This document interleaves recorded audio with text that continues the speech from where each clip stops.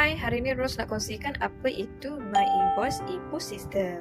Ianya adalah sistem Point of Sale (POS) digital yang diperkenalkan oleh LHDN.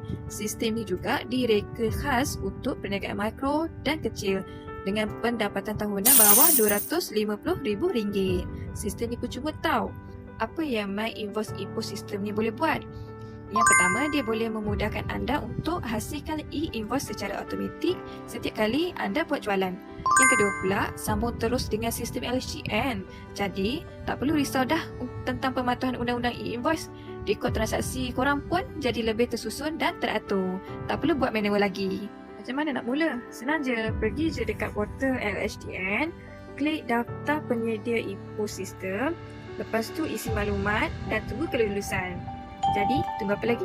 Jangan risau tentang compliance, audit atau rekod kewangan.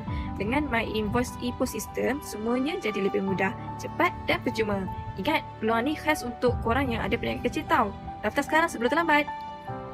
So, anda suka dengan video tadi? Jangan lupa like, share dan follow kami di butang sini.